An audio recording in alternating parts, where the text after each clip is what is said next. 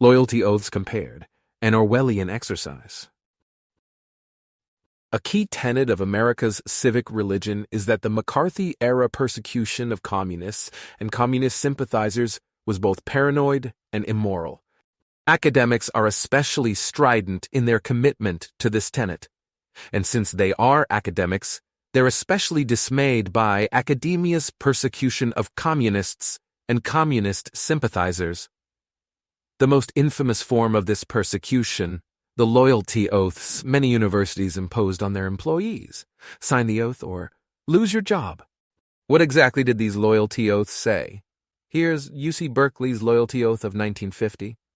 Constitutional Oath. Constitution of the State of California, Article 20, Section 3.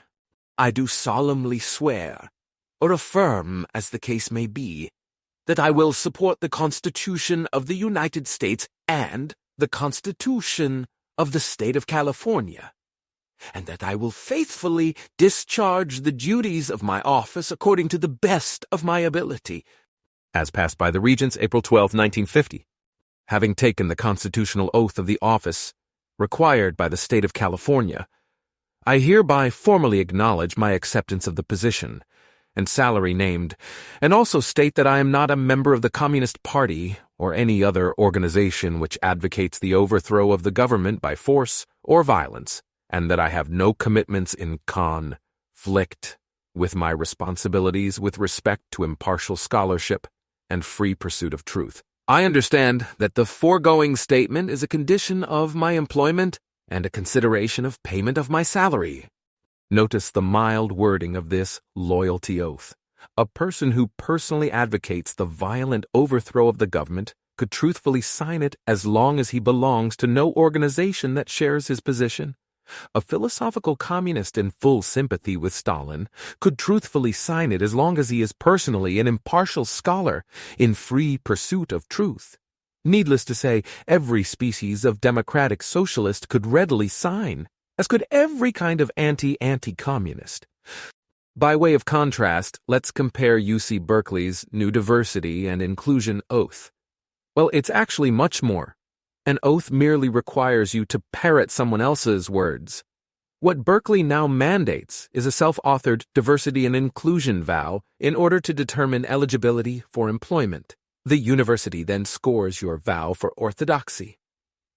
Part 1 of its rubric, Knowledge about Diversity, Equity, and Inclusion, assigns you a prohibitively low score if your statement contains stuff like little expressed knowledge of or experience with dimensions of diversity that result from different identities, defines diversity only in terms of different areas of study or different nationalities, but doesn't discuss gender or ethnicity, race, discusses diversity in vague terms such as diversity is important for science, may state having had little experience with these issues because of lack of exposure, but then not provide any evidence of having informed themselves, or may discount the importance of diversity.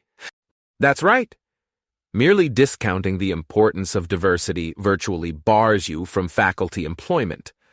Imagine if the 1950 oath required you to affirm the great importance of the fight against communism, or sanctioned those who merely discussed anti-communism in vague terms.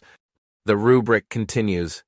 Seems not to be aware of or understand the personal challenges that underrepresented individuals face in academia or feel any personal responsibility for helping to eliminate barriers. For example, may state that it's better not to have outreach or affinity groups aimed at underrepresented individuals because it keeps them separate from everyone else or will make them feel less valued. This would be akin to a 1950 oath that mandated support for current anti-communist tactics. Something like, for example, may state that it's better not to support right-wing dictatorships because it creates the false impression that capitalism and democracy are incompatible. What's afoot? Orwellian doublethink of the highest order. Sure, the hated 1950 loyalty oath seems far less onerous than the new diversity and inclusion vow, but the people who refused to sign the 1950 oath were heroes standing up for freedom of conscience. The people who question today's orthodoxy, in contrast, are hate-mongers who need to be excluded from high-skilled employment. Newspeak to English translation. Full-blown Stalinism is no big deal, a mere difference of opinion. Yet even tepid doubts about whether mandatory discrimination against high-performing groups has already gone far enough are anathema. Anathema. Anathema. September 14th, 2020.